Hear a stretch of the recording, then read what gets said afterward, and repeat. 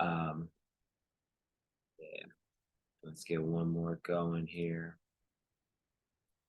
Okay, perfect. So, everybody, welcome to your Make It Make Sense series. Today, we're going to be covering contracts UCC 2207. And yeah, again, this is a very difficult topic in 1L year. You want to make sure you really understand the ins and outs of this doctrine. When is it triggered? How am I going to walk through this analysis? What's my structure, my framework for discussing it? I'm definitely here today to humanize 2207 and help you see that it's really not too bad at all. It's definitely complex and a little difficult, but it's pretty straightforward once you understand it. So that's my job, is to make sure it's simple and you guys understand it by the end of today. So I'm excited. Let's go ahead and lock in, get ready to learn. The first thing we're going to do today, which is a little bit different, I think it's pretty cool. We're going to send over a pre-class kind of diagnostic. And I want to just see where everybody is at with contracts, right? So there's no wrong answer here. There's no, points associated. I'm not going to send this to your professor at all, but this is a good, opportunity for you to see how you do on what I believe to be some fundamental contract questions. So we're going to go ahead and add that to the chat right now.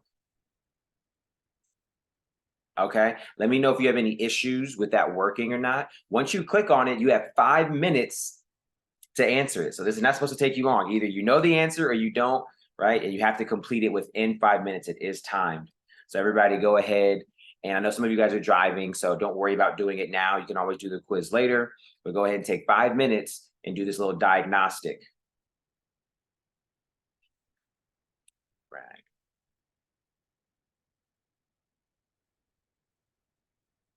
Yeah, for those that just came in, there's a quiz or a diagnostic in the chat to see, warm us up on some of the fundamentals. Go ahead and click on that. You have 5 minutes to complete.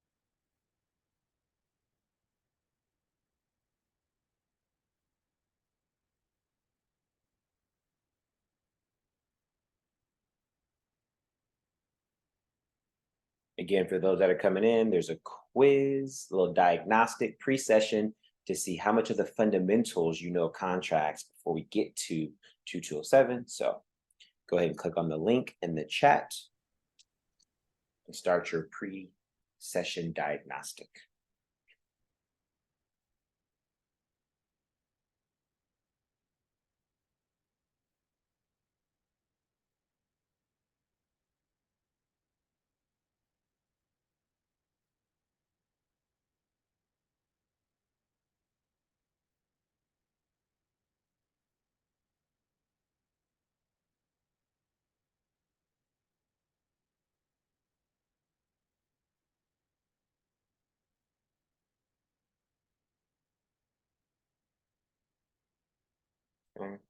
Should be about another minute or two.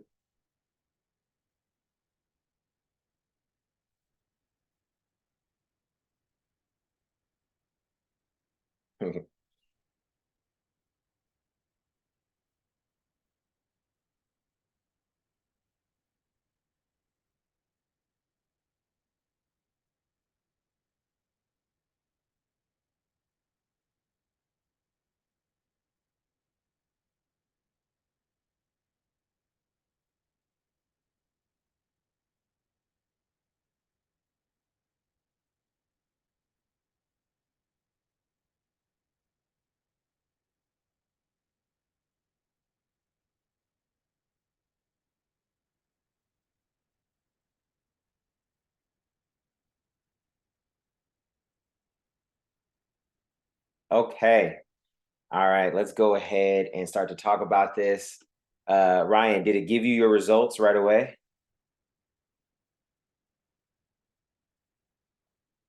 You're muted. I can't hear you. Sorry, I think you had to hit view score, right? Yeah. Uh-huh.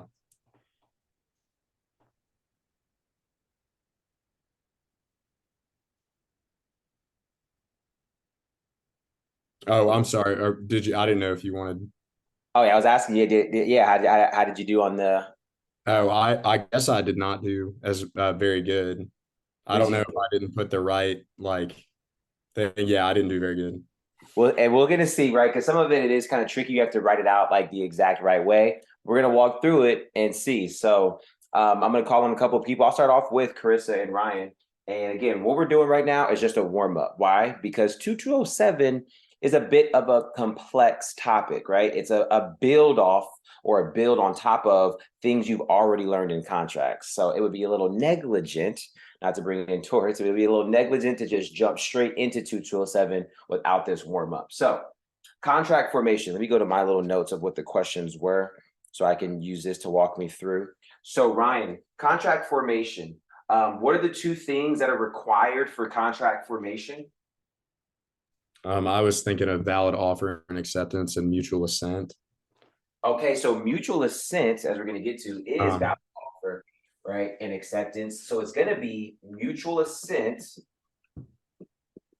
and it's going to be consideration. Okay. All right, so those are the two things that you need to form a valid contract. Then the next question would be, what do you need to satisfy mutual assent? And that would be now, Ryan? Valid offer and accept. There we go. You need a valid offer and you need acceptance for consideration. So this is just kind of like on an exam. Typically, you want to be formal, right, and correct. You could say you need three things. You need offer, acceptance, and consideration, right? But if you're really showing your knowledge, you need mutual assent and consideration. And within mutual assent, you need a valid offer and acceptance. Carissa, some of the times I like to ask questions that are very kind of straightforward and simple, but we just want to articulate it in a very simple way. So this next question represents that. The next question was, all contract formation scenarios must start with a valid blank. All contracts. Offer. Perfect. So just realizing timeline wise, everything has to start with an offer. Now, this next question is really good.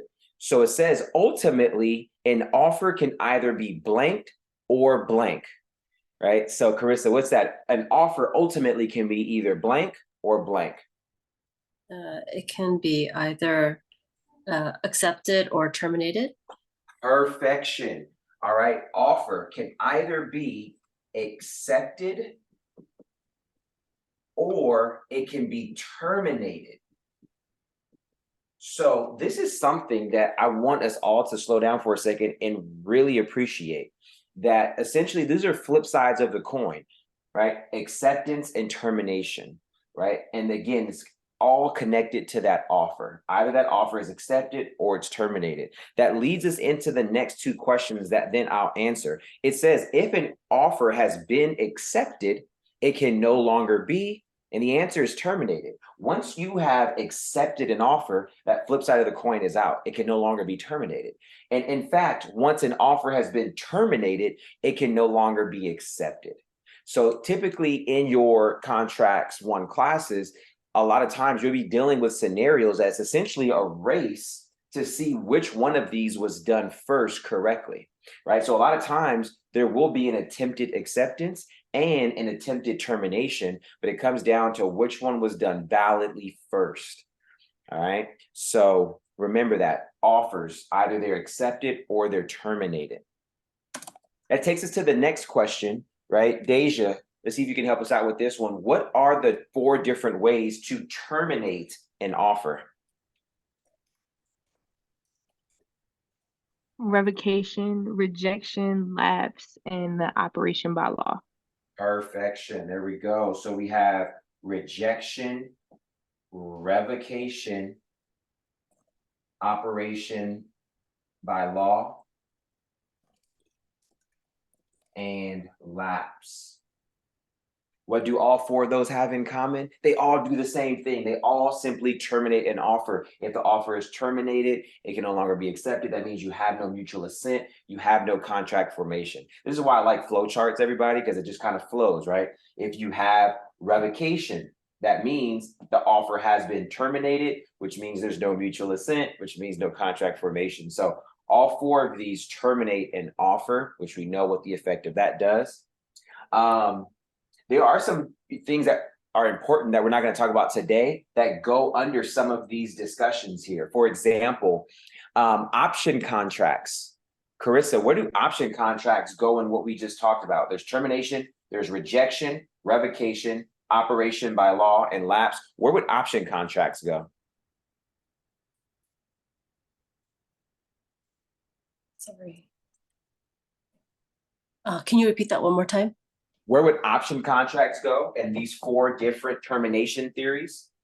You have rejection, revocation, operation by law, and lapse. I believe rejection or revocation. So it's going to go under revocation, right? Option contracts, right? Because the whole concept of option contracts and that whole section, there's 4 different ones, those possibly prevent revocation. So those are, in theory, revocation doctrines designed to prevent revocation. But yeah, that's that. Okay, so that's our warm up there on that termination side. Let's get into acceptance. So what is the common law rule that governs acceptance, Ryan? What's the common law rule that governs acceptance? That's the mirror image rule, DeAndre. Perfect. It is the mirror image rule. Let me go to my man, Eli. Eli, turn your camera on, man. I know you better than that. Got your camera off. Eli, what is the mirror image rule tell us? Or what does the mirror image rule tell us? That,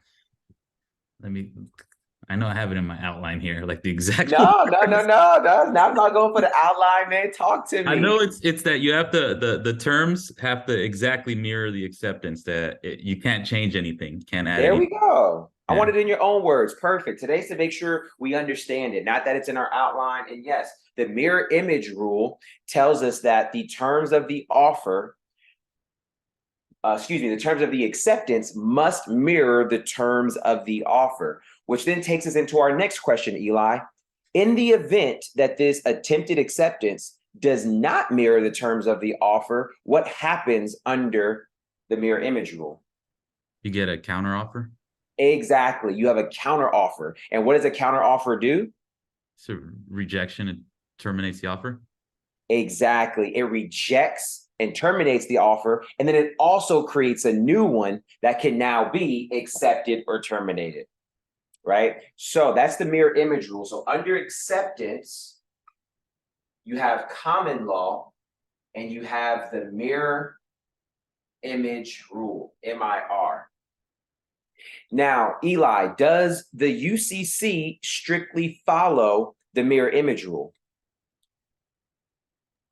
No. The answer to that question is no. That's why we have 2207, right? So if we were talking about a service contract, right? So Eli, I want you to go out and wash my car. I give you an offer and I say, hey, I'm going to give you $50 to give my car a good clean and a wax. And give me an example of what a slight variation that you can do in response that now would make it a counter offer. If I add or change terms to it, like I'll wash it, but I won't wax it. Okay, so he says, I'll wash it, but I won't wax it, right? Here, this is not an acceptance. This is a common law contract because it's a service of washing a car. This is not mirroring the terms. So this would be a counter offer that I now would need to accept. So that's that situation. Now, if we take it into the contract for the sale of goods and we say, hey, I'm going to sell you 50 CDs, right? And then his response is, okay, 50 CDs. And let's say I sell it to you for $100. Okay, 50 CDs for $100 is great. But can those CDs be shrink wrapped? I like the wrapping. I like to unwrap it. I have a YouTube channel, I want to unwrap it, right? Whatever that is. It's a small, minor detail. So the question there is that, is his response of saying, I would also want it shrink wrapped, does that automatically make it a counter offer? Eli, under the UCC, is that automatically a counter offer? I'm not sure. I want to say no. Well, and then I want you to always say no in this case, because that's the whole concept of 2207 is that we have this thorough analysis. Mirror image rule is like a straightforward, one-liner, two-liner rule. 2207 has this whole framework that then will walk us through whether or not we're going to treat that as a counter offer or as an acceptance. So that's the whole thing of 2207. It's for this situation in which the offeree is not accepting the exact terms. They're adding in something different. And 2207 says, hey, we might not treat this as a counteroffer. We might, in fact, treat this as an acceptance. Whereas the common law is cut and dry, right? It's always a counteroffer. 2207 UCC says maybe this will, in fact, be an acceptance. All right, let's pause there and get a couple quick questions. Just because I was going with Eli, I'll start with him. Are you picking up what I'm putting down? Do you see kind of just like this simple what 2207 is in that context? Yes. Perfect. All right, a couple questions. Janelle? Yes, attorney. I was trying to ask a question from before about the multiple choice question. I think our professor had at the time the direct, indirect. Why is that not right for the answer? Oh, because these are the four ways. Direct and indirect is just falling within revocation. So those are accurate ways to terminate, but that wasn't the correct answer because it wasn't the complete answer. These four, rejection, revocation, operation by law, and lapse, those are all four ways. And then direct and indirect just falls within revocation. So it was accurate, but it wasn't the complete answer. Okay, gotcha.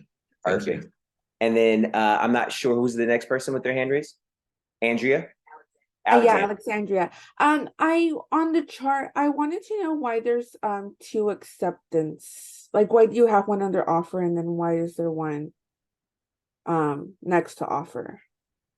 Right here. Accepted? No, and then under mutual assent, there's another acceptance. Oh. Yeah.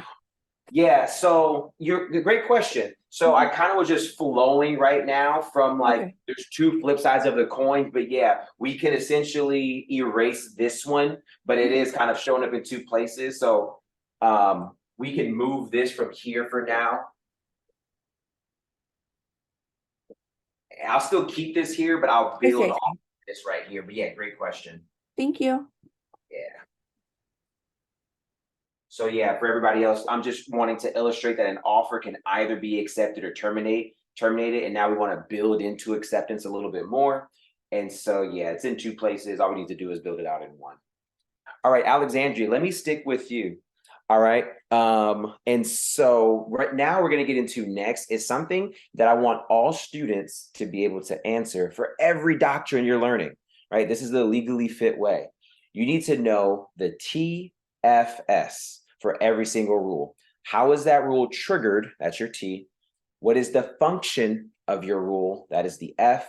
And how is that rule satisfied? That is your S. TFS. Write that down.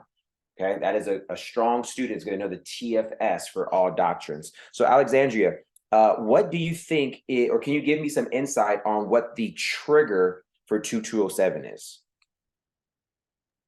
When there's addition or well, it's battle of the forms when there's two forms, and it's when there's addition or different terms. Okay, so I like that, and that's pretty good. Let me flush it out for you, and everybody feel free to write this down. So the trigger for 2207 is first, an offer has been made for the sale of goods, right? Because we know that this has to be a sale of goods. An offer has been made for the sale of goods. And the offeree, which we all know what that is by now, the offeree, the person who's receiving the offer, they agree to the same main terms. I'm putting main terms in quote. Don't use that language unless your professor allows you to use layperson language, but I'm doing that for us right now to just know what's going on. So an offer has been made for the sale of goods, and the offeree agrees to the same main terms, but has included a minor new term as well. But has included a minor new term as well. Alexandria, if I say I want to sell you 50 water bottles for $100, and you say yes, and you send me your own response form that says yes. So now we have my form, that's the offer. Now we have your form sent back to me that has the same thing, and then it says yes. Is that going to be 2207, Battle of the Forms? No, if the terms are the same. Exactly. There's no need. It's a contract form. We're done here, right? So 2207 has to have that additional, right, issue of a new term was trying to be added. So when we add in there, right, on the new version, it says, right, I need all of these water bottles by Friday. Well, now we have the item, the quantity, the price, but there's this new term of a delivery date. Now that takes us into 2207. All right, so we're going to do some examples here. But yeah, that's the trigger. So far, so good. Alexandria, the next question. This was a really good one. It's going to set us up for today. What is the function of 2207? What is the function of 2207? To know, basically to know what terms will be added, which form we're using. It's so hard to phrase it. Okay, we have to know what form we're going to be using, and then what terms we're going to be using. I see where you're going with it. Yeah, I just can't phrase it. Exactly. And we're gonna make sure we have it clean right now. Okay. So before I give it, Eli, you want to take a stab at it? Is it to determine which terms will govern the contract? Yes, but that's not it in its entirety. So we're gonna actually have two functions. It's rare that a rule has two functions. So Can I add one? you Can I got add it? one? Yeah. Is it to find out where the terms, like certain terms are not included and the UCC can add gap fillers? That's not going to be exactly the function. That is going to come up in our analysis. So here, I'll give it to Okay. everybody. Go ahead and write these down. Number one is to determine if a contract was formed. Right. So this is going to actually say, like, do we even have a contract here? Because what we're possibly struggling with is whether or not there really was mutual assent when there was new terms being added and maybe both parties weren't aware of that. So number one that we're going to determine here is, was a contract formed? And then the second one, which is what Alexandria was mentioning, Eli was mentioning, was what are the terms of the agreement? Okay, I don't want you to necessarily think of it as which form is going to govern the terms. Don't think of it that way. It's not horrible to think about it that way, but I want to give you a cleaner way of looking at it, which is simply, yeah, what are the terms of the agreement? And then more specifically, right, because that's how a lot of professors will phrase it. Is the contract formed? And two, if so, what are the terms? But really within 2207 specifically, we're really looking to see, will that new term be added? So for number two, you can put slash, will the new term be added? All right. So one more last time. Number one, is a contract formed? And then two, if so, what are the terms of the agreement? Dash specifically, will the new term be added? All right. So there we go. I just added on the acceptance, right? You have common law. The big thing you have there is the mirror image rule. Then you have the UCC. This is going to govern these 2207 situations. As we're leaving our big picture, we realize that this is not going to pop up every single contract scenario, right? Every single contract scenario, you're going to talk about mutual assent and consideration if it's a formation question. You're going to talk about offer and acceptance. 2207 is a very specific and unique scenario.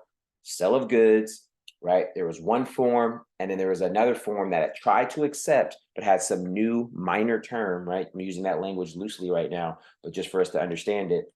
And then now we have to answer those two questions. Okay, so what we're going to do now is figure out how 2207 is satisfied. This is not a straightforward rule. However, it is a series of questions that I would say are pretty simple once you know what they mean. And they're pretty coded in legalese, right? So you might not know it now, but the goal is that we all see how simple this is by the end of the session. So let me go ahead and switch over to screen share on my iPad. Share content, screen, start broadcast.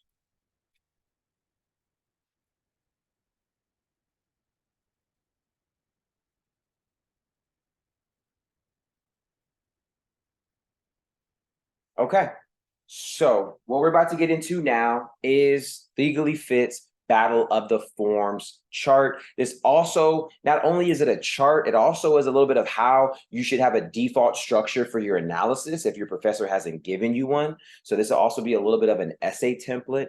But yeah, as we look at this first, before we look into the detail, there's really two big steps here. The first one is the preliminary questions, right, that you go through to make sure that the UCC applies, right? So it's going to talk about the things that we talked about already. Those are the preliminary questions. After you get through the preliminary questions, then you're going to get into the thick of your analysis, and you're going to ask this very pivotal question, which is, was the expression of acceptance made expressly conditional on inclusion of the new terms? So again, a little of that legalese, we're going to get to that question, but let's start off with preliminary. So let me move this little block, and there we go. Zoom in a little bit. So these are just to like warm up your analysis, make sure you're getting those simple, easy points. Does the UCC apply?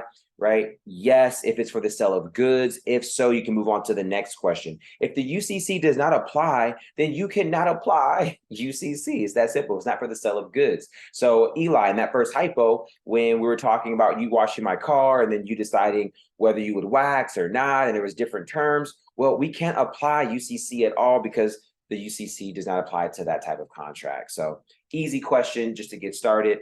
And then if so, you go into whether acceptance is definite, seasonable, and has new terms.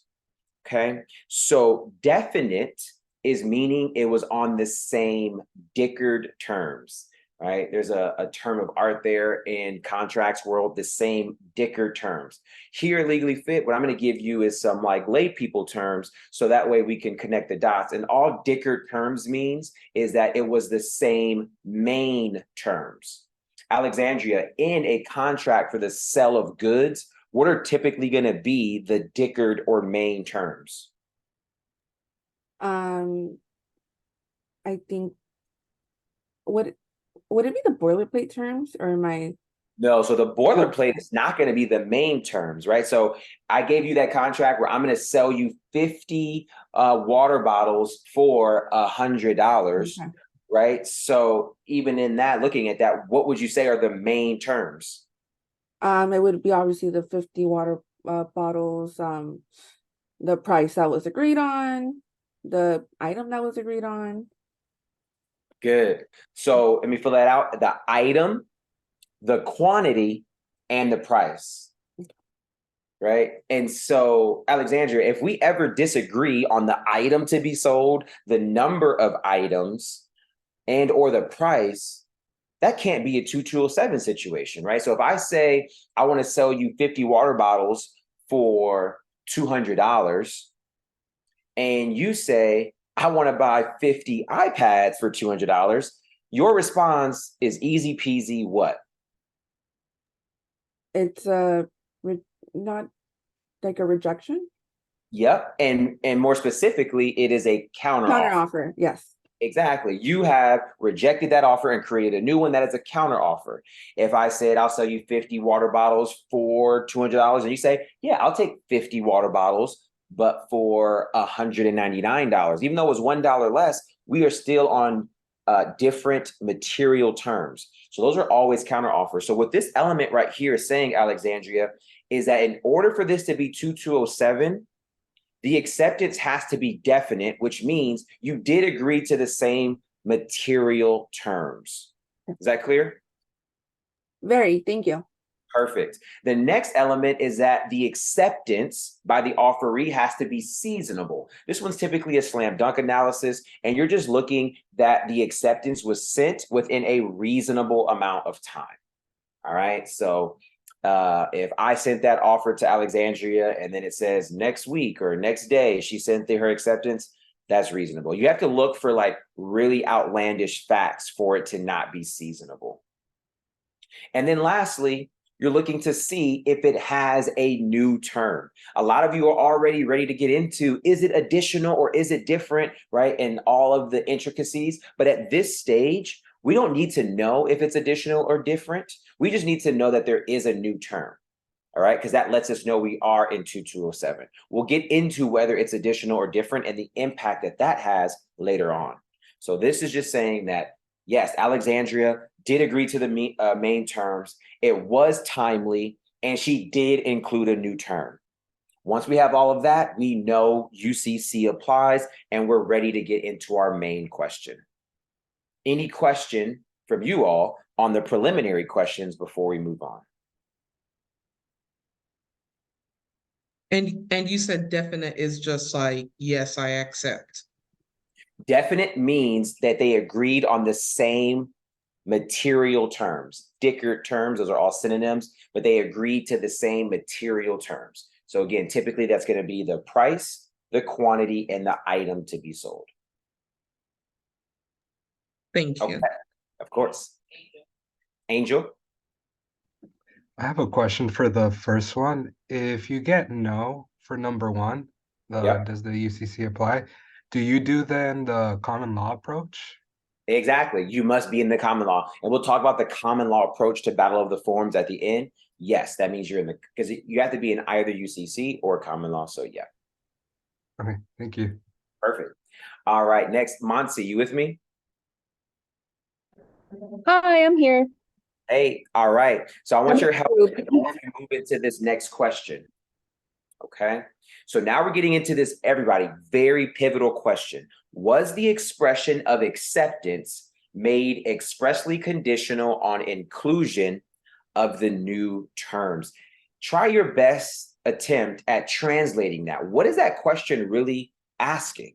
Or what are we supposed to be really asking there? Yeah, can you simplify that? So what I understand is, was the acceptance conditional on, well, I'm basically just repeating. If I accept, did I say I accept so long as you include these extra terms, A, B, C, in the contract? So Or in the- if you were to explain that to a third grader, because you're right, but I want to make sure it's really clear. So if you were to explain that to a third grader, how would you simplify that, right? It's, using that same concept, but within simpler words. I agree, but also include A, B, C. I agree, but also include ABC, not? And also include. Can I take a stab at it? Yep, let's try one more. It's close. Can I take a stab at it? Yeah, go for it, Carol. I had someone gave me this mnemonic, and oh my God, why did I put myself on the spot? But let me look at, it's LMAO, like laughing my A off. So Okay. if the additional terms were not limited to you know, whatever these additional terms were, if the person did not, if the terms did not um, substantially, you know what, cross me off the list. I'm on the spot and I don't We'll know work how through to, that. Yeah. but it stands for, it's LMAO, and it stands for, hold on, I gotta look up my own mnemonic. Okay. So yeah, look But it up and share with us. it helps me to remember it. Yeah, that's not a good sell right now if it's helping you. I know, I feel so embarrassed. I should not have asked, I should not have done this. Nah, don't be embarrassed at all. It's totally fine. We're still learning all this. Yeah, put it in the chat once you come up with it. Okay, So I will. Thank you for giving me a shot. Yeah, of course. So let me do my stab at simplifying this. Was the expression of acceptance made expressly conditional on inclusion of the new term? So when I think of this question, I immediately start to think how relaxed or how serious and absolute was the offeree when saying they wanted these new terms. So let's introduce this concept going back to Alexandria. And Alexandria, let's come up with a new term. So our little mini hypo that we're doing right now is I offer to sell you 50 water bottles for $200. Can you come up with like a new term, right? Here, I'll even come up with one just so we can go past that part. So we'll say that you say, you know what, 50 water bottles. Actually, I want you to say how you're going to say it to me. Just tell me that you want the new term of, in the event of a breach, you will only pay $5 maximum for the breach of contract. So that's what we call a limitation on liability. So that other term that you want to add in is that this limited liability term that in the event of the breach, I will only be liable for a maximum of $5. So I'm going to give my offer. You give your acceptance with that. And I want to see what language you use and we'll go from there. So Alexandria, would you like to buy 50 water bottles for $200? And then you want me to add a new term to my acceptance? Like, yes, So I want you to accept, and I want Okay. you to simultaneously add in that new term I just told you to add in. Yes, I will buy the 50 water bottles for $200.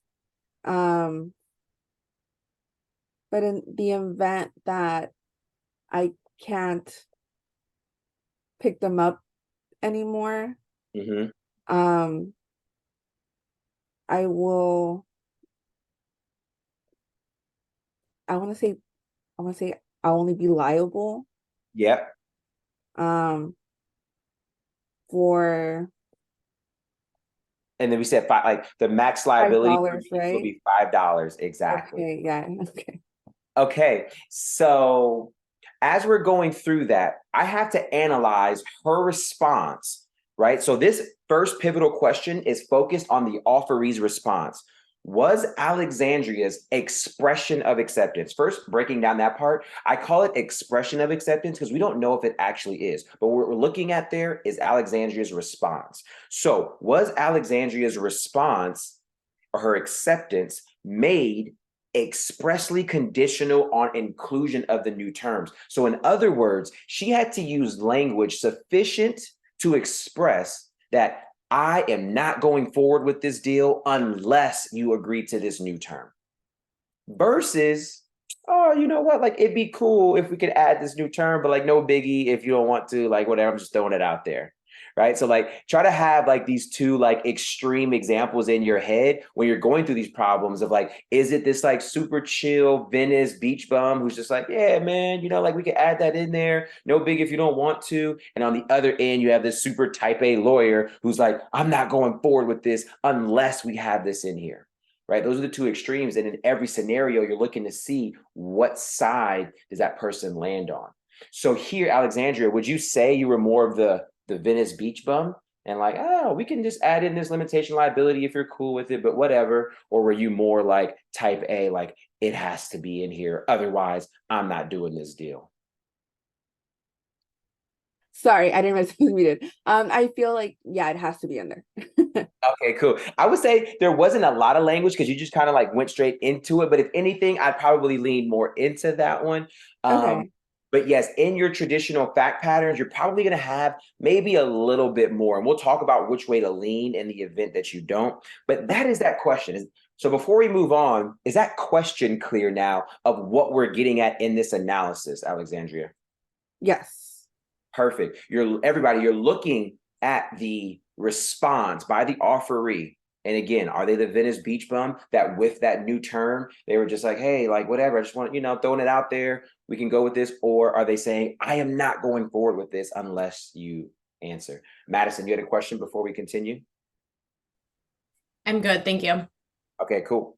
So I'm going to go ahead and I'm not going to show you all of it just yet because it's a lot. I'm going to go ahead and show you that right there. So if you determine that the expression of acceptance was made expressly conditional, yes, that means it's a counteroffer, right? Which makes sense. It's pretty intuitive. If Alexandria took the tone of, I am not going forward with this deal unless you agree to this, well, then that's a counteroffer, right? Pretty intuitive there. On the other side, if it's the Venice Beach Bum, where it's like, hey, like, I'm not really tripping on whether or not this is included. I'm just throwing it out there. I would like for it to be in there, right? When they're not so expressly conditional, they're not so strong about it, then that will treat the response as an acceptance, right? So again, based off of this analysis, that one response can be treated either as an acceptance or as a counteroffer. Now, this is where it's very particular, right, for your professor on what are the rules around expressly conditional. For example, I remember my law school professor, she made it a very, very high threshold as to when it was expressly conditional. So high that it was rarely met. In fact, you had to use the exact words, my acceptance is expressly conditional in order for you to satisfy that question of yes. So if we were using that professor, right, Madison, in the scenario that we just did, would Alexandria's statement be yes, expressly conditional, or no, and it would be an acceptance? I don't think she specifically said expressly conditional. Exactly. So therefore, we would treat it as no, and therefore treat it as an acceptance. So Alexandria, we want to start to then take away kind of like this gut feeling, and we want to get into what is the rule that tells me when it's enough to be expressly conditional. And if I were to give you the rule that I had in law school, it was you had to use that language. And here, even though you mentioned it, you didn't use that language. So we're going to go into the no side for 22072 acceptance. Now, I can tell you, I've seen more relaxed versions of this rule. You may have a professor that has a more relaxed version. The bar has a more relaxed version, right? I've seen it where you could use language like, my acceptance is subject to the inclusion of this new term. Well, subject to, for some professors, is sufficient to make it expressly conditional. But for that professor that I had, where the threshold is so high and you had to use expressly conditional language, there, it's still not enough. All right. So again, that rule right there is subject to some professor variance. Everybody iron it out. But once you know what that threshold is, the question is simple. And then you simply do the analysis to see if you're going down 22072 or 22073. All right. So now we're going to break each of these branches down one at a time. And then we're going to do a practice problem. But before we break down each branch, do I have any questions at this stage of the analysis? Say it again. Janelle? Yeah, my professor says that if there's no contract under 22071, then skip 22072 and go to 3 for performance. So that's not what we're necessarily talking about right now. That's it. If there's no contract under 22071, I'm almost thinking that means that there's no offer to begin with. But let's save any professor-specific questions to the end, because right now we'll just satisfy a foundational understanding, and then if we have any professor questions, we can do that at the end. Oh yeah, because you have no right there and then no equals number 2, but I think he said no, then number 3. So that's why I wanted to know. Yeah, so that no and that yes is all to that question, connected to that question. So there is a 22071, and again, I'll bring that up because I don't organize mine by 22071, but I have that. So I'll bring that up at the end and we can kind of compare that 22071 portion. So let's hold off on that one for now, and then we'll revisit it. And then Marcus, you had a question? Okay, cool. Oh yes. I joined late, so I heard trigger function. So TFS trigger function satisfies. Function refers to what the rule or what the doctrine actually does. Correct. Okay, thank you. Perfect. All right, so let's go ahead and jump into 22072. Now, this is going to answer some of those specific questions we got earlier on. We're going to get into additional and different now. Now, this is the more common scenario that professors are going to test in 2207, right? Because this is that fork in the road. Very rarely do you have a fact pattern that's going to ask you to analyze both 22072 and 22073.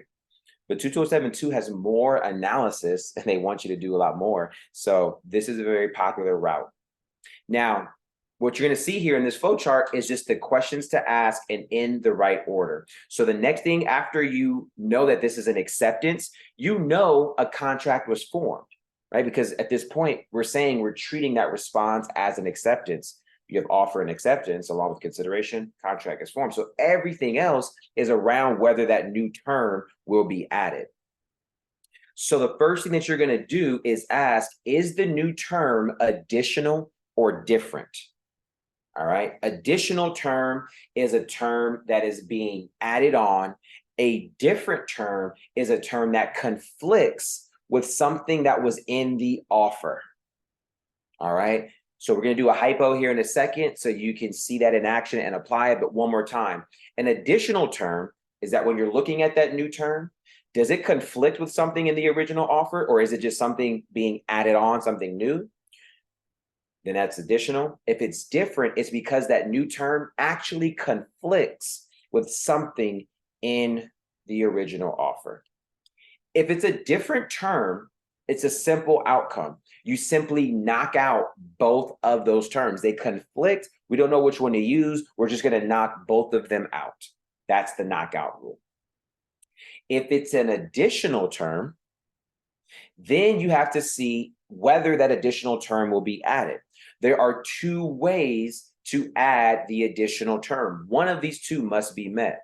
Either there was express assent by the offeror, or you can use the both parties are merchants rule. So Monsi, coming back to you. So using our little base hypo that we had, I asked Alexandria if she wanted to buy 50 water bottles for $200. She responded by saying, yes, I agree to 50 water bottles for $200.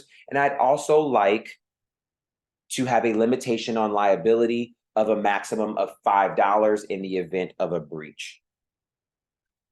Continue those facts, right, in a way that would satisfy express assent by the offeror in that scenario. Hi, sorry, I missed part of that because I'm packing up to go to class. Oh, no worries. Okay, so anybody volunteer? Can somebody give me some add-on facts? Yep, of express assent by the offeror. Janelle? I would say you need to accept the terms no later than Friday at 5 or else rejected. Okay, so nope, that's not going to be it. Any other tip? How about yes, I want 100 cell phones, but add on 10 more.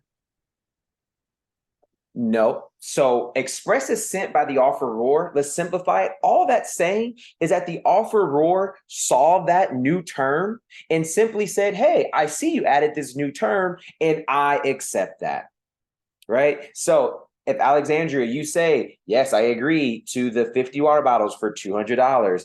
And I also want this limitation on liability. And I said, hey, Alexandria, I saw you put that new term in there about limitation on liability and I accept. That is going to be express assent by me, the offeror, the person who originally made the offer. Alexandria, how often or common do you think you're going to have express assent by the offeror? Not too common. Yeah, otherwise we probably wouldn't be here arguing, Yes, right? yeah. Like, exactly. So realize how simple it is. Also realize how rare it is, because ultimately the parties are going to argue whether this term should be added. And if there's express assent, like how is somebody that crazy to give express assent and then want to argue it later? Sometimes people do that, but again, it's very rare. So you really have practically one that's a common option. But again, both of these are ways. So the other way is almost like this default rule, right? That the additional term will be added by default if both parties are merchants, right? Alexandria, can you help us, right, with some context and maybe some policy? Like, why do you think that's the case? We're saying that if it's an additional term, we're just going to add it in there if both parties are merchants.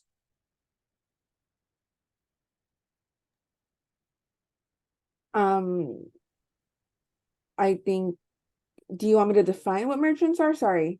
No, like a little, can you maybe kind of think as to a little policy, a little reason as to why, right, that would be the case? Because we're saying like, okay, as long as both parties are merchants, we're going to go ahead and add this rule in or add this term in.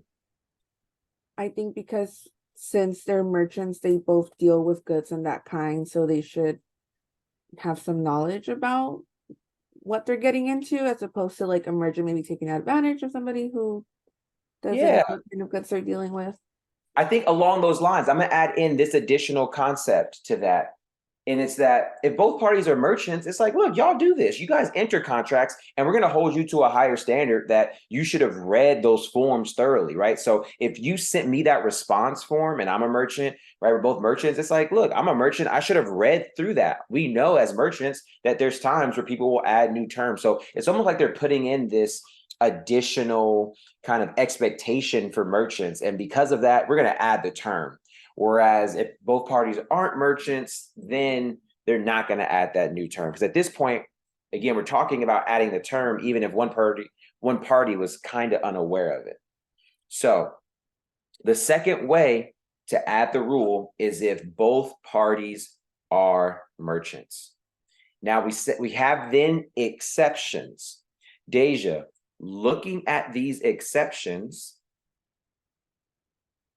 before we like read each one, if one of the exceptions are met, what does that mean? What is the function of these exceptions?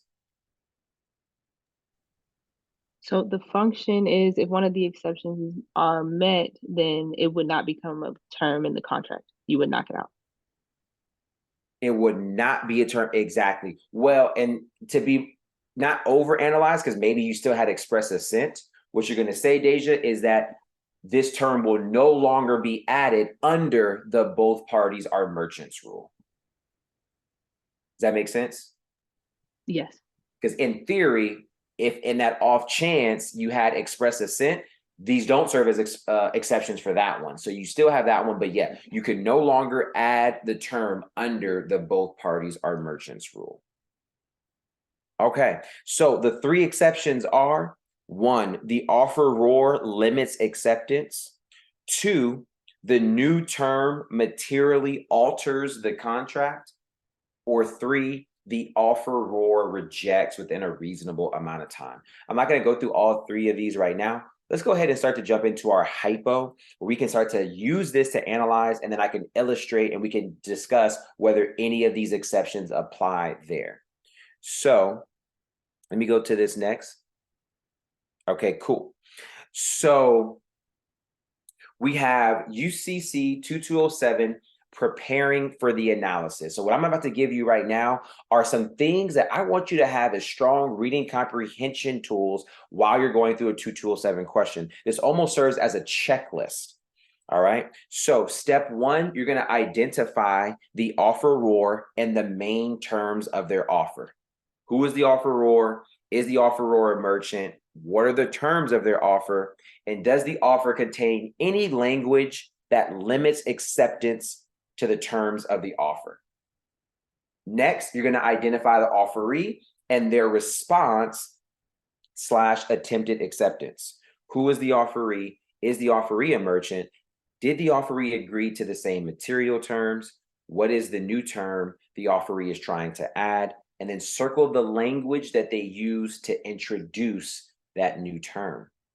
And then lastly, go ahead and then run through your analysis. So step one and step two, again, is what you should be doing every time to ground yourself and really understand the scenario. And that's going to make doing the analysis much quicker and easier. All right, so we have this practice question. Jazz, I'm going to give everybody a second to do this on their own. But to start us off, can you go ahead and read this out loud for us? And let's make sure we understand the basics of what's going on. Target sends an order form to Beyonce to purchase 5,000 copies of her latest album for $20,000. Beyonce sends an acknowledgement form to Target to sell 5,000 copies of her latest album for $20,000. Beyonce's form also includes a clause that stipulates Beyonce prefers that in the event of a contract dispute, the parties will seek arbitration in Texas. Has a contract been formed, and is the arbitration clause included? Awesome. All right. Jazz, do you have any kind of gut feeling or like, I don't have no idea on whether a contract is formed and whether the arbitration clause is included? Well, I mean, honestly, that's why I'm here, because I don't know. I never know where to start with these. Maybe my inclination is yes. I think it's tough because the analysis is so complex. I think it's tough to have a off the hip answer for 2207 questions. So I wouldn't worry about it here. But to that point, we're going to practice being able to just get started with that question. So I want you to use this step one, step two, step three that we talked about. And after you guys write some notes, I'll give it like 2 minutes or so. I'll go back over to this chart. Hopefully you guys wrote down your notes on that chart, right? So you'll have the chart and then you have these 3 steps. So I want to give everybody 5 minutes. I want you guys to start writing your answers in the chat once you finish the analysis.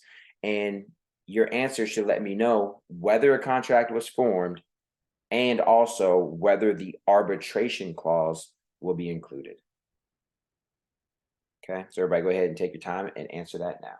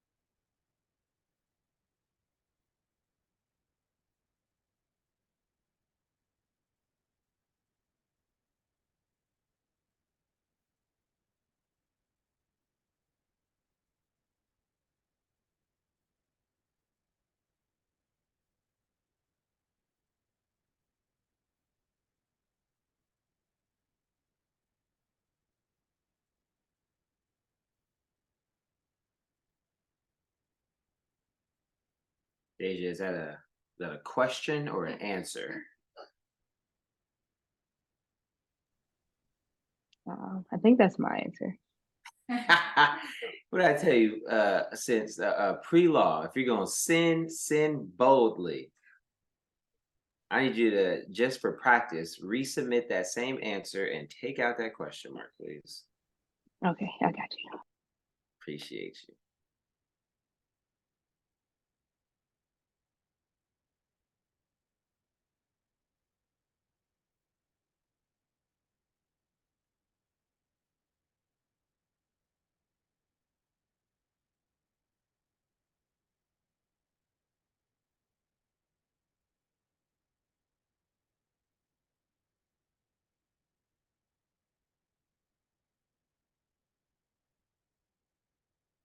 Okay.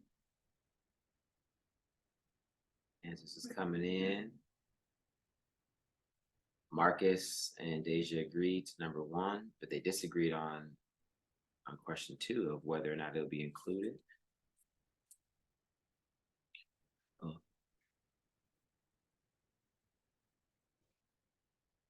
Keep your answer. I'm not sure. The answer's so long I can't even see the name for that last answer. Keep your answer short and sweet. I just want to know if a contract is formed, yes or no, and if the arbitration clause is included.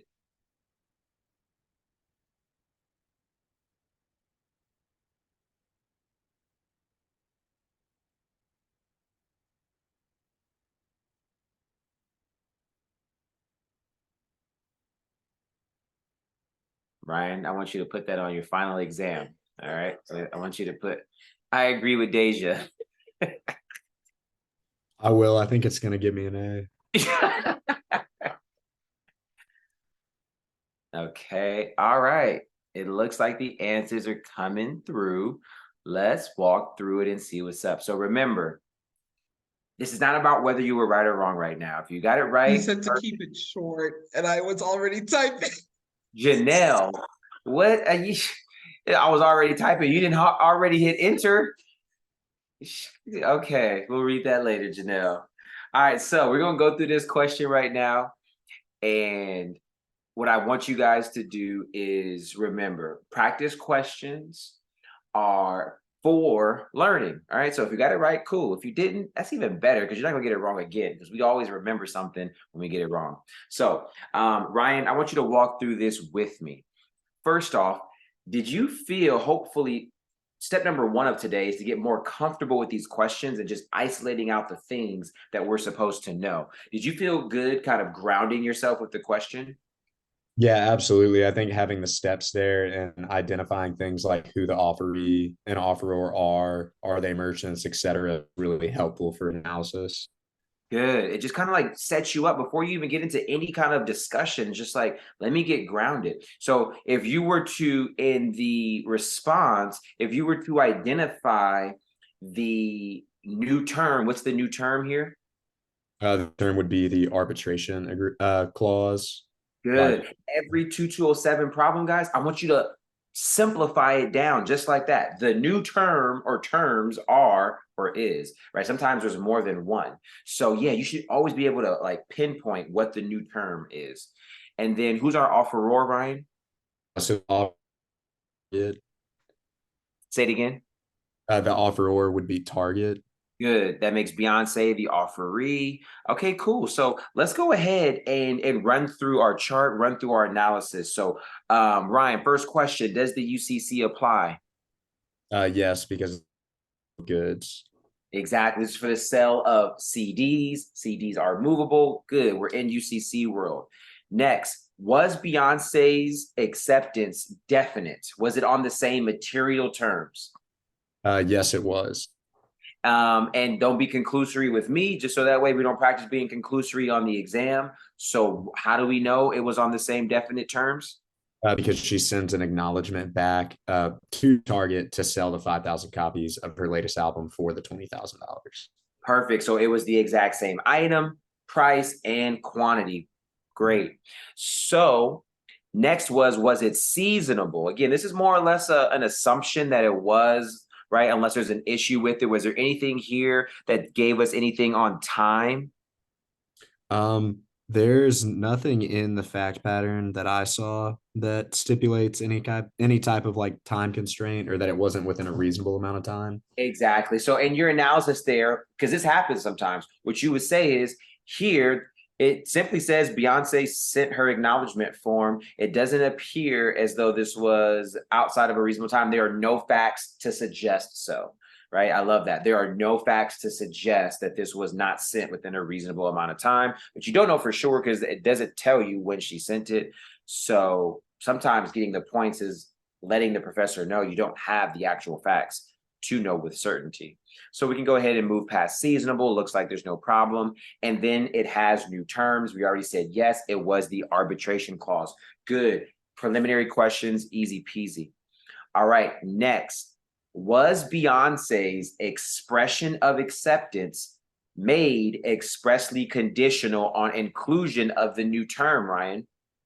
So based on the language that is used by the additional term, with that being that she prefers this, I would say that it's not it's not expressly conditional on those terms because there's not strong enough language.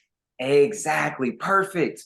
All right. So remember, everybody has probably their own version of the rule for their professor. I gave you one that pretty much for any professor, this should be below the threshold of being expressly conditional.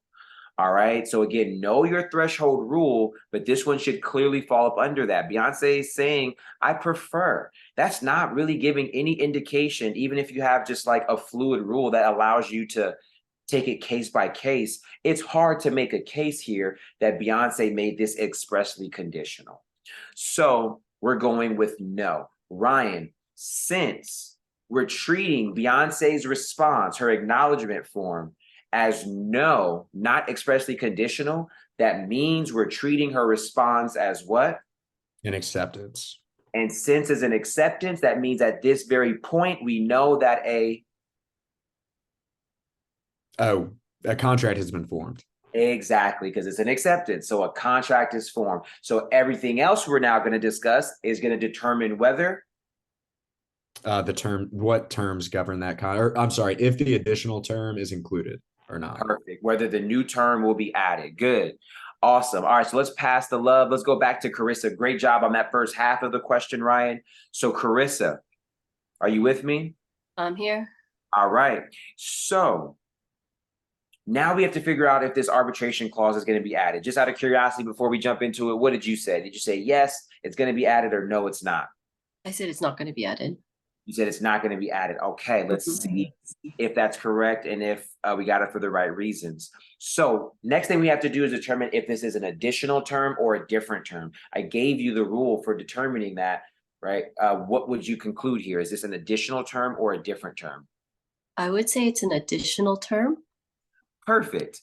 It is an additional term because it doesn't conflict with anything in the offer. Let's pause here for a second. Carissa, how could we change the facts just so we can know, right, when we want to see it? What can we add to these facts to have made this a different term? Different term is one that conflicts with a term in the original offer.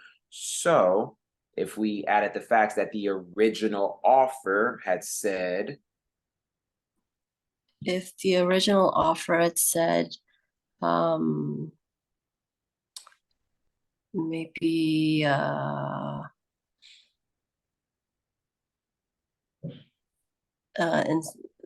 I don't know. How about arbitration in California? Okay. If the original offer says, OG offer says arbitration in California, and then the new one says arbitration in Texas, those are now different terms. Is that clear? Clear. Different terms should always be easy to identify because it will conflict. Like, oh, hold up, you can't have both of those. So that would be a different term. If it was a different term, we would simply do what, Carissa? If it's a different term, you apply the knockout rule. Yeah. And you would simply take out both of those, X through arbitration in California, X through arbitration in Texas. and now you just be left with the arbitration clause is not included by either party.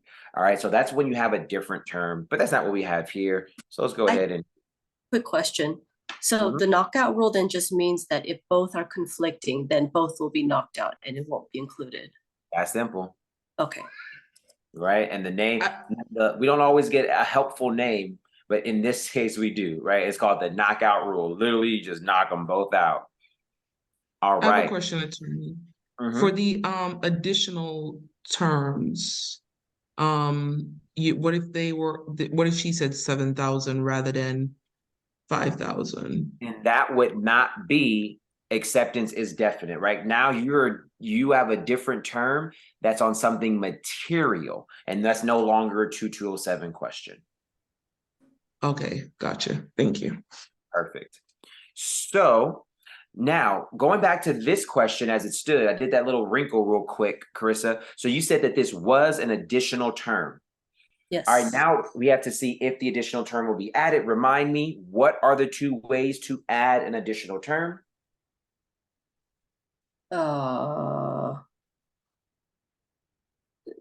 You add an additional term. If there was, is that right here on the chart? If there was express assent By the offerer and if both parties are merchants. Okay, not and or if both parties are merchants. Here, were there any facts by the offeror target saying, hey, I see your arbitration clause in Texas. I agree to that. No. No, again, yeah. We're rarely going to get that here. There was no express assent by the offeror. So here it was an additional term, not a different term. So now the only way we can add this is if both parties are merchants. Would you consider both parties merchants here? I wasn't sure at first, but I think so. Yeah, I think so. Does Target deal in goods of the kind? Do they sell CDs? Yes. So Target for sure. What about Beyonce? Does she deal in goods of the kind? Does she deal in selling CDs? Yes, she does. Yes, she does. So there you go. Both parties are merchants. Don't overthink it. And yep, we have both parties are merchants, but we don't stop there. We have to see if the exception applies because Deja told us that if any of these exceptions apply, then we will not add under this rule. So the first exception is the offeror limits acceptance. Let's talk about this. First off, who's the offeror here? Target. Target. Did Target do anything to limit their acceptance, Carissa? No, I don't believe so. Right? We don't have any language there. I'm going to go ahead, Carissa, and give you all an example of what that would look like. It's not here, but here's some additional facts. Target sends an order form, right? So if I'm going back to the original order form, right? And I'm going to add in facts right here, right?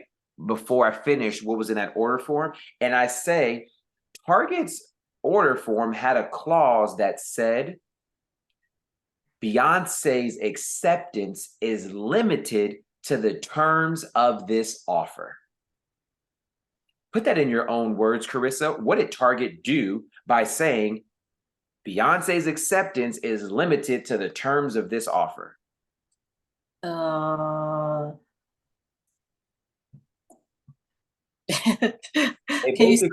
They basically shut down any possibility of this whole issue of Beyonce trying to add in things, right? Like, I want you to appreciate this. I call this a good lawyering term, right? I'm going to put in the original offer. I'm going to put in this language that protects me from this type of situation specifically, that the offeree tried to squeeze in something that I didn't notice, right, et cetera. So the offeror limits acceptance. This is the good lawyering, right, exception, that the original offer thought ahead and wrote in language that said, I am limiting acceptance to the terms of this offer.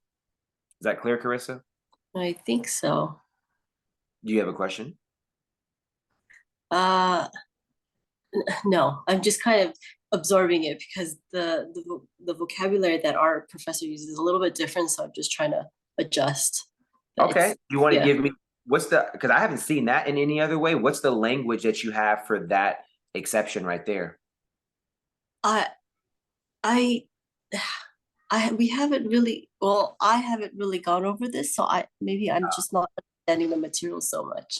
Got it. Yeah. Okay. So yeah, let's sit with that. And just to gotta get some more feedback to see if I need to stick on it some longer. Ryan, you were doing this question with me too. Does that first exception make sense to you? Yes, sir. That makes sense to me. Okay. So Carissa, we'll just keep going and then yeah, we'll see if it's just sometimes it needs to just like simmer in. All right. So offeror limits acceptance. There's no facts here. I gave you some variations to see how it would be met, but that's not met here.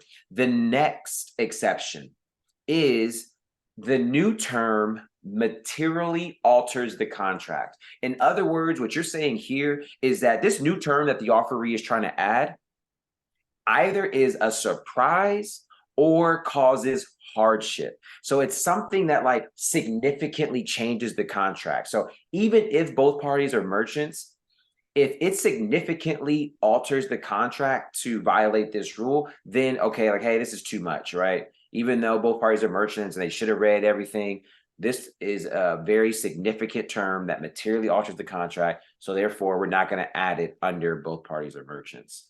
So again, you're looking for two things or one of two things, either surprise or hardship.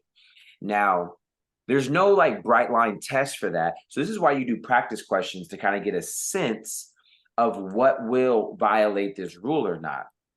So let me go to David. I see you were active in the chat. David, do you think an arbitration clause is going to be something that materially alters the contract? Yes, I think so. Because whether you go to court or by arbitration, I think it would significantly alter the result. There we go. So whether you agree with it or not, the idea is that you want to accept what precedent has said, and you typically want to lean into the fact that this does materially alter the contract, right? So always, if you have any examples or questions from your professor, if they want to lean another way, but it's pretty standard that arbitration clauses are deemed to be materially altering. So therefore, this exception would apply. All right. And then lastly, offeror rejects within a reasonable amount of time. So David, do you think that exception is met here? Yes, it is met here. Ooh, is it? Oh, sorry. Yeah, it is material. So the third exception, we don't know. And so if we don't, we can't say because we don't have any facts. So what facts would we need to satisfy that third objection that the offeror rejects within a reasonable amount of time? So that would be if target says like within a reasonable time that target refuses to rejects the addition, rejects the additional term. Perfect, David. Arbitration. So this, I'm gonna just kind of draw like a quick little line connecting these two. These are kind of the same thing, right? But the flip side of the coin. Express assent by the offeror, and this is essentially express rejection by the offeror. You can add the term for sure if the offeror said, hey, I agree to that new term. For this other one, you're looking for the opposite. Even though both parties are merchants, you're looking to see if the offeror said, hey, I see your new term and I reject that. Right. So again, you need some specific acknowledgement and some type of response to it. But again, we don't have that here. So that exception is not met. So Deja, back to you. Both parties are merchants, and we also have this exception that the new term materially alters the contract. What does that then do for our conclusion?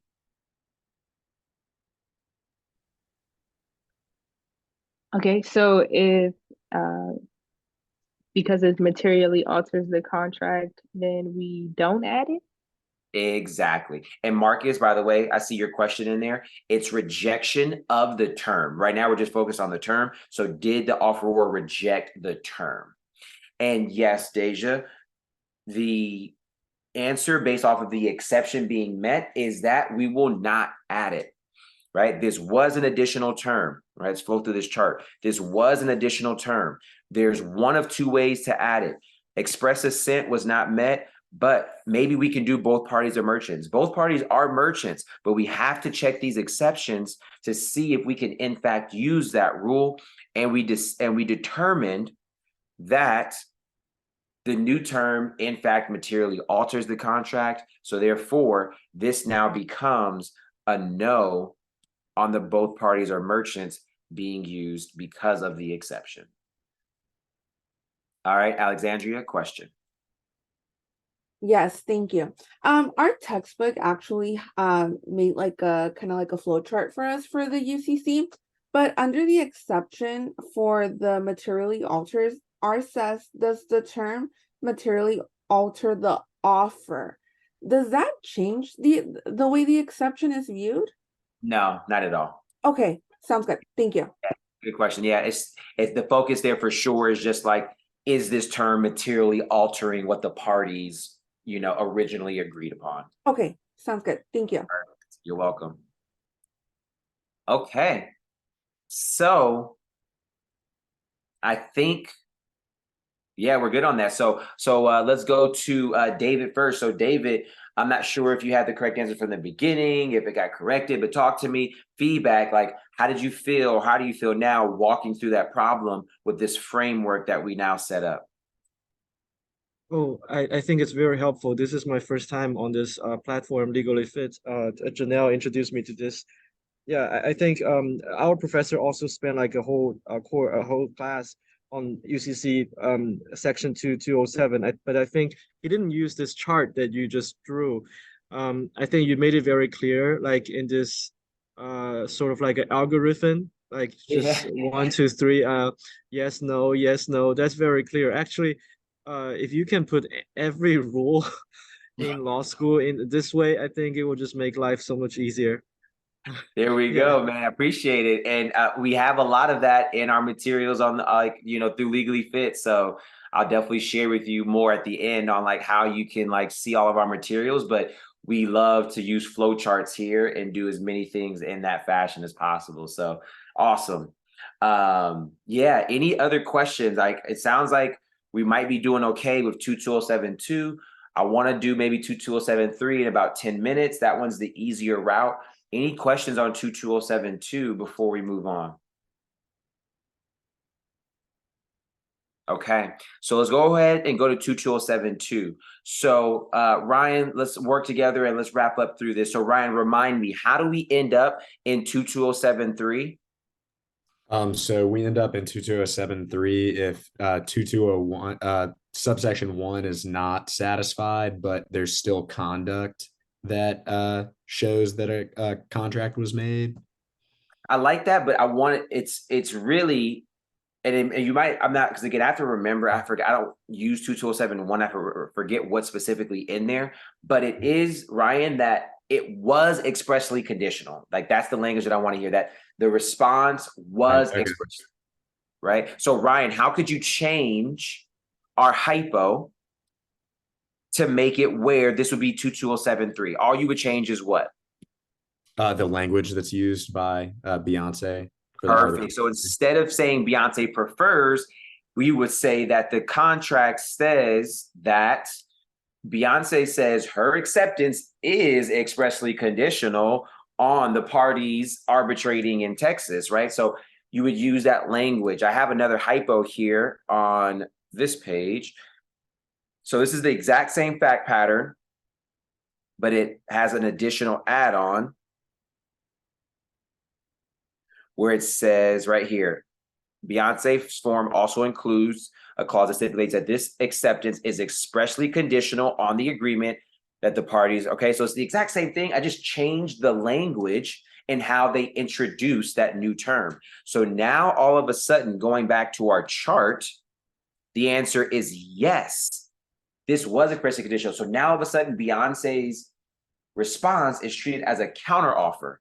If it's being treated as a counteroffer, do we immediately know at this moment if a contract has been formed, Ryan? No. No. We now need to see if that counteroffer has been accepted. Perfect. So here's how it works on the 22073 side. Way easier. you ask yourself, was the counteroffer accepted by express assent or by conduct, right? If it was not accepted by either means, right, then there's no contract. But if the counteroffer was accepted by one of those two, then all right, cool, we do have a contract. Second question, will the new term be added? So whether the new term is added depends on how they accept it. If the new term was accepted by conduct, which means the parties simply started performing, then that means you do not add the term and it's only the agreed upon terms and the gap fillers. For most professors, you don't really need to know what the gap fillers are. They're not going to be applicable regarding that new term. Gap fillers are things like time of delivery, you know, place of delivery. Like the court has certain, like, you know, like basically this like gap filler sheet on how they determine certain terms. It's called gap fillers, right? So, but the gap fillers are not going to typically cover what this new term was. So is that new term going to be added? No, only the agreed upon terms. And then you just simply say plus gap fillers. But if the new term was acceptance by express assent, then you can add the new term because there was express assent.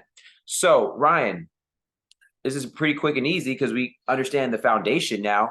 We go through this variation of the hypo. We see here that there was expressly conditional language.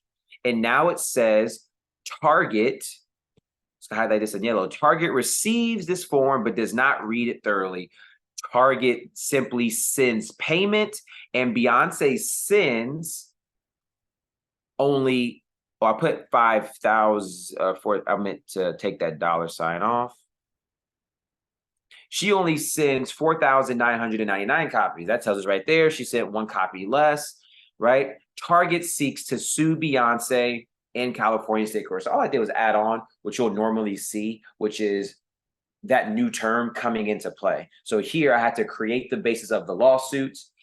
And now Beyonce is wanting to sue. And it's like, are we going to follow this arbitration or can I sue wherever? So it's still the same question and answer. I just gave you more facts that you would naturally see in that hypo being played out. So as we go through the analysis here, Ryan, was the counter offer accepted by express assent or conduct? So no, it was not. Oh, well, hold on. I'm sorry. So was it I'm sorry. What's the question? I think I misunderstood what you said. Yeah, so Beyonce's form now right here, that's being treated as a counter offer. So the question is, was that counter offer by Beyonce accepted by Target by either express assent or by conduct? By conduct, it was. Exactly, because it says right here that Target went ahead and sent the payment and then Beyonce sent her copies. So the parties started performing. When they start performing, that is acceptance by conduct. So yes, a contract is formed. Then we ask ourselves, is the new term added? Then you get to see how was it added? Was it added? I'm sorry, was it accepted by express consent or assent? I'm sticking with you, Ryan. Are you sticking with me? Okay, sorry. No. No, it was not accepted. No. Target never said, hey, I see your new term there and I accept, right? That's what express assent is, right? Hey, I see that. And here's my answer to it. I'm agreeing, right? There was no language of that. So what we have here is acceptance by conduct, which means the new term is not added. It says no. That's to that question. Is the new term added? No. Only the agreed terms plus gap fillers. What are the agreed terms here, Ryan? The price and quantity. And the item, the latest album. So it would be the latest album, 5,000 copies, 20,000. Those are the agreed terms. Plus, you just put plus gap fillers. You don't need to know what those gap fillers are typically. You just put plus gap fillers and you're done.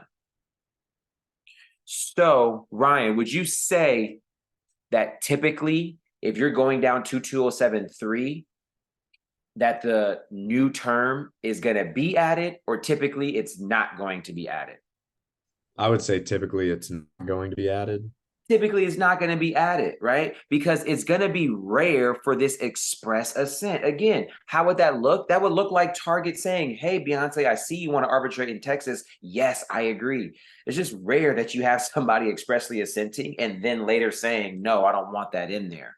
So typically in a 22073, you're going to have acceptance by conduct, which has an absolute rule that you do not put in the new term. It's only the agreed upon terms plus gap fillers. Ryan, is that clear? I don't want to go through that too fast, but it is pretty straightforward. So hopefully that is clear. Talk to me. Yeah, it's clear. Thank you, DeAndre. Perfect. All right. So that essentially wraps up 2207. All right. So yeah, going back to Carissa. So Carissa, at the beginning, we're like, yeah, we think we got it. How we feel now? Do we think maybe I did have it? This was just good review. Do I have it better now? Where are you standing, Carissa? I think I need to study more. So it was a little bit of a wake-up call. Yeah, I mean, I've been having trouble with contracts, and then I did a pretty big review, and I thought I was organized with all my material, but I see I need to go back and redo my outline. Yeah. Good. Well, that's great. Like, that's why we do things like this. So I'm super happy you showed up, and this is the time of the semester to do just that. So yeah, really awesome there. But thank you very much. Yeah. Good. You're totally welcome. Yeah, I know if you're in that place that this, again, not only did it kind of show you like, all right, I need to look, quote unquote, no pun, put in some gap fillers into my outline. But yeah, hopefully now you can do that a lot faster with this section specifically. And then also you'll be able to catch up for everything else. So with that said, let me go ahead and transition into what I was telling David, and also, yeah, for everybody else on how you can continue to use resources like this to help push you along further in your class, to make sure you don't have any holes in your outline, to make sure you're understanding everything and you're getting ready for those final exams. All right, so let me pull this up. All right, let me put this in presentation mode for us. Oh, and when you're done, attorney, can we ask this professor a specific question? Yes, I do have to run, so we'll see how much time we can squeeze in. So yeah, let me get through this, and then I'll see if I can answer that quickly on the 22071 thing. Okay, yeah, and I don't know if you realize, but I watched the Statute of Frauds video. I didn't really read the cases or anything. David, be quiet, don't tell professor that. But I just skimmed them and went over. But I watched your video and stuff, like you said, and everybody this morning was like, it was like the Statute of Fraud apply. Everybody's like, no, you guys didn't read the book. I know it's exam, but you guys didn't read it. Okay, we're taking volunteers. Nobody want to answer? So I'm like, let me answer. And I was there answering it because I got it. Because Mama. Awesome. Uh-oh. Sorry.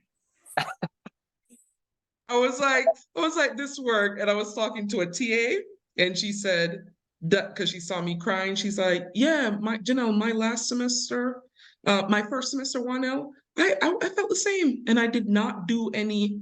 No, I just made notes and outline for a month, no answer in class, anything. And I got my A's. I said, that's what my mentor said. Exactly. It's not the person who's, all the volunteering is good. I do recommend it, but that's not the threshold for doing well. And so, yeah, what Janelle is saying, we talked last week because Janelle was saying like, it's just so much work and I'm not like getting the material as much as I wanted to. And I told her to lean into these materials right here that I'm about to share with you guys. So for those that don't know, what we have is called Master the Subject. The idea is that for any particular class, you can get all of the materials, a lot of what you saw today, right, as part of this package to help you navigate your class. You can use this right now to catch up in certain classes. As Janelle was just saying it, I want you to use it as a way to introduce yourself to topics before you actually go into class and learn them. So it actually starts off as your foundation. So imagine knowing 2207 like this before going into class. And then now you can just tweak it to how your professor is saying, might be some variations and things like that. So the package includes legally fit lecture videos, or essentially are recordings of just what we did here today. Me teaching another group of students, right? So you'll hear some questions, some good ones. We've taken out some if they were repetitive or redundant, but you have some questions in there, some answers, and me breaking down the law with the flow charts and everything. You also have legally fit blueprints, right? So Carissa was saying, I need to go back and tweak up my outline. You get our outlines so you can have as a measuring stick to make sure there's no big holes in my outline. Now, of course, there's always professor variance. So you do still have to make sure there's those, little gaps that your professor may require of you. But at the end of the day, this is going to establish a very solid floor, right? And so for some professors, it's going to be exactly what you need and no more, no less. And then lastly, you have hypos and explanations. Hypos like we just did, and very detailed explanations of those hypos so you can start to get ready for those midterms and final exams. And then lastly, the flow charts and visual diagrams. So David, all that stuff of the flow chart, like what we see here on the board right now, what we saw with 2207, we have a ton of those for all the classes to help for all those visual learners. Lastly, we have the B or better guarantee. If you purchase a master of the subject for a particular class and you use it and you don't get a B or better, we give you your money back. And trust me, I am not in the business of giving money back. I am confident you're going to get a B or an A on your class, right? Because these materials are that good. So that's master the subject. What we're going to do today, as we like to do after certain sessions, is do a giveaway. One lucky student here today is going to get a free master the subject. By the way, did I have it on the other slide? The master the subject is normally $295. All right, and so today we're going to give away one for free. So here's how you're going to enter into this quick raffle, right, to see who's going to get one. We're going to put the link to the Google reviews in the chat right now, so you don't have to go through all the steps it says in this slide. And you're going to leave a Google review. All those that leave a Google review, we're going to then put you into a raffle. We're going to spin the wheel right now and announce our winner. When leaving your review, please use Legally Fit. Don't say DeAndre. And also, please refer to this session that you're going to be reviewing as the contracts lecture. So, hey, attended the contracts lecture. We went through 2207 and blah, blah, blah, right? You do the rest from there, leave your review. So for all those that want to stick around for this raffle, go ahead and start doing now. Oh, and if you've left a review before, do not leave a new review. Just update your review, adding on like, hey, I just finished now this session. But if you leave a new review, you've already left one before, it'll actually delete the previous one. So update it. So the link is not working. Yeah, give us 1 sec. And if you don't want to use the link, you can always just Google Legally Fit, and then go where it says reviews, click on it and do that. But we'll send the link in there again. And then if you have a pop-up blocker, that could always be the reason as well.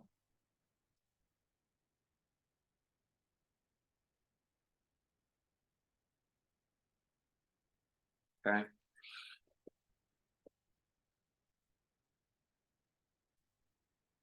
Pull up.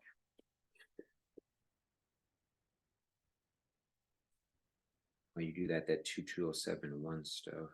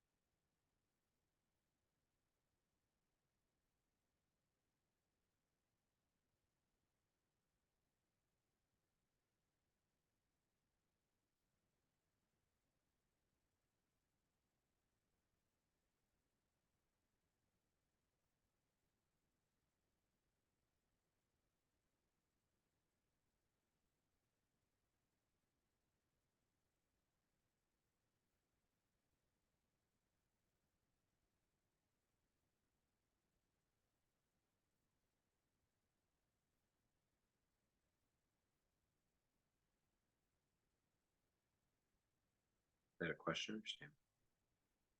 Is that a question or statement?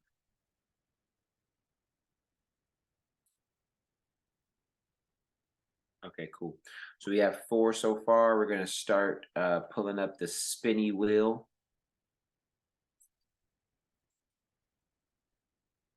Yep. And before we do it, let us know if your name is not popping up there and you've submitted it.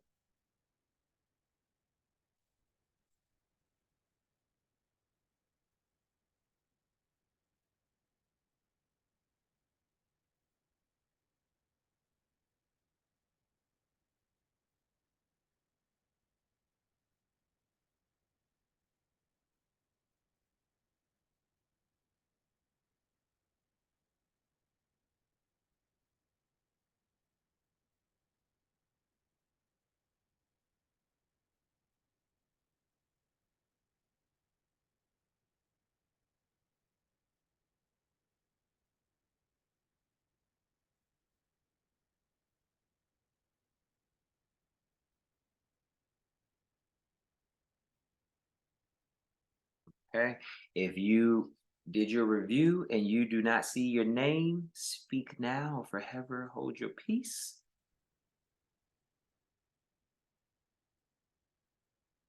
Okay. All right, let's go ahead and click the spinny wheel.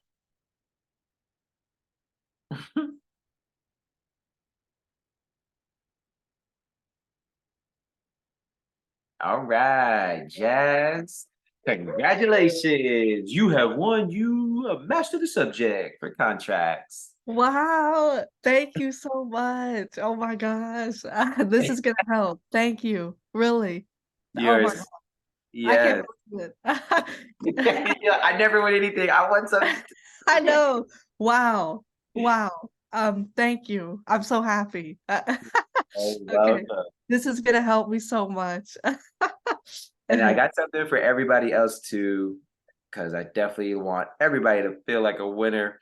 So let me go back to the Canva just so you can see the code. So for everybody that came today, right, as a special thank you, because we love doing classes like this. I love when you guys show up. Super fun. This is the way I love to, to teach whenever I get the opportunity. All of you guys can use a special discount code contracts50 for 50% off. So even though we're not Jazz, we all couldn't win one, you can get one for half off. We don't typically do half off sales, and this is only for you guys, and it's only for tonight. All right, this is going to expire by 12 o'clock tonight. So your code is contracts50. If you want to go ahead and get a contracts, master the subject, go in, put this in the code section, the promo code, and enjoy that discount. Okay. Say that one more time. Oh, and then Jazz, your code, you can go through the website and purchase yours as well. The code will be your name. JAZZ. Thank you. All right. And yeah, Ryan, don't be trying to go on and add, get Jazz's before she can get to it. It's only going to work one time and it's for Jazz only. Don't nobody steal her code. All right. So that concludes today, guys. That's 2207. If going through this, you're like, man, that's so clear, but man, I still got to sit with it some more. That is a perfect place to be, because this is a complex area. Like for a lot of us, we took like a week or longer to learn this in class. Sometimes professors do fly through it, but this is complicated. So what you want to do is sit with what we learned, right? And I've given you, as David said, I've given you the flow chart. I've given you the formula to go through. The key is to not get overwhelmed in those fact patterns. So make sure you use that 3-step process that we talked about and you get grounded with those questions. Who's the offer? Roar. Who's the offeree, right? All those things. And just before we get out of here, is Alexandria, are you still there? Oh, she had to leave. Let's go to Jazz. Jazz, we had essentially 2 forms. We had the offeror sending their offer, and then we had the offeree sending their acknowledgement form. Which one did we focus more on in our analysis? The offeror's form or the offeree's form? Offeree. The offerees form, exactly. So start to sit with all this stuff and realize the patterns. You can comfortably lean into these questions that, yeah, most of your analysis is always going to focus on the offeree's response, right? And then what is the term and getting into all those things. So great stuff, team. Be on the lookout in your email for the next kind of fun lecture that we do. We're going to try to squeeze in a few more of these throughout the semester. We're also going to do an essay writing workshop because we know we have to start translating our law understanding into actual writing these things out. So yeah, just stay tuned on the email for future events. Thank you guys all for coming, and I will talk to you soon. I will try to see if I can just like in 2 minutes answer Janelle's question about 22071 for whoever wants to stick around. So as I'm looking at my own personal law school outline, let me stop sharing on here. As I'm looking at my personal outline, Janelle, you're welcome, Jazz. Janelle, 22071 is really just those preliminary questions. It appears to be like that's before you get to the fork in the road. So you're asking yourself, right? Yeah, is this the UCC? Was there a definite, seasonable, and reasonable acceptance with the new term? And then you go into that pivotal question. And then that pivotal question from 22071 takes you either into 22072 or into 22073. And he said to go, he said, when you look at 2, if there's performance, go to 3. That's what he said. If there's no, well, and again, like, yeah, I don't know if where the kind of the confusion might lie, whether in what he was saying or maybe how it was heard, but you don't jump back and forth between 22072 and 22073 based off of conduct. You decide which side you're on based off of whether it was expressly conditional.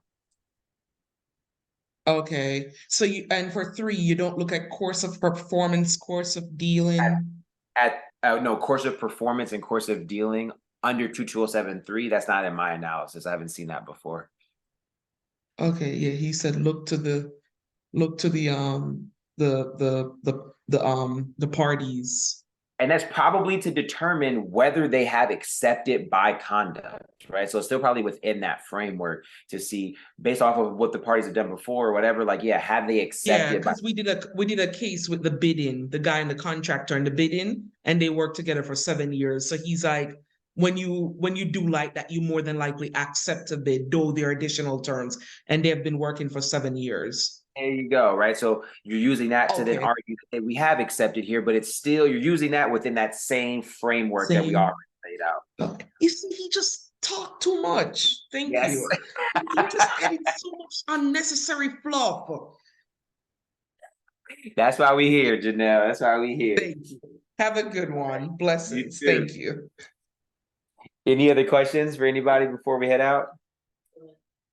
Celine? Yeah, thank you so much for this lecture. It was really helpful. Good. I joined a little late because I didn't think I kind of just like remembered about it out of there. Is there any way that we get this recording, or is it only included in that package? So yeah, we will put for this topic, for this lecture, we'll put it on YouTube and then send a link to everybody who RSVP'd. Did you RSVP tonight? No, I did not. Did I give give you my email? Yeah, you should RSVP now so you can get that link. Okay. Thank you.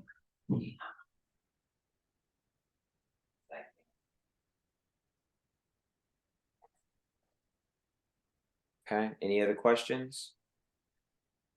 This is a question about 2207, if that was okay. Yeah. So for the counteroffer, when we get into 2207 3, right? Does that become are we seeing if the counteroffer becomes an acceptance? Not becomes an acceptance, but if the counteroffer was accepted. Okay, because then how I'm thinking of it is if there's a counteroffer, within 2073, and we go through all the analysis for the counter offer, we make it that that's the acceptance to the original offer. No, because remember the whole concept of a counter offer is that you are rejecting the original offer and creating a new one. And then you're seeing if that new one was accepted. So yeah, reverse that train of thought. You're not seeing if you can, like once it's a counter, to see if it can turn into the acceptance. Once it's a counter offer, it's not an acceptance, it's a counter offer. And then now you're looking to see if the counter offer was accepted. Okay, got it. So then there's no contract. Unless the Right. counter offer was accepted. Because remember, you can accept the counter offer by either conduct or by express acceptance. Oh, okay. So we're still So you had it right. We're still seeing if the counter offer was accepted, but you're saying that we're treating the counter offer as acceptance of the original offer, and that's not it. So in the variation we did, we said Beyonce or Target said, hey, I'll buy the CDs for this price, etc. Beyonce said, okay, sure, same item, price, quantity, but I do not want to go forward with this unless you agree to arbitrate in Texas. So now Beyonce's response is a counter offer. So now we have to see if Target accepted. And so when the fact said Target then sent their money and then Beyonce sent the CDs, both parties started to perform here. That's going to show all you needed was one, Target sending their money. So that was then acceptance by conduct. So now Target has accepted Beyonce's counter offer by conduct. okay, got it. So the conduct becomes the acceptance. Exactly. Okay, okay, it's not the counter offer. Okay, that makes more sense because Target is the offeror. Because what I was thinking is Target is the offeror, Beyonce is the offeree, so the offeree has to give the acceptance. But once But there's then a once you have a counter counter offer, it switches. okay, that makes sense. There we go. Awesome. Thank you so much. And you got the RSVP link in the chat? Oh yes, I just saw it. I'm gonna fill it out. Thank you. All right, take care. You too. Thank you so much. You're welcome. All right, bye-bye. Bye-bye.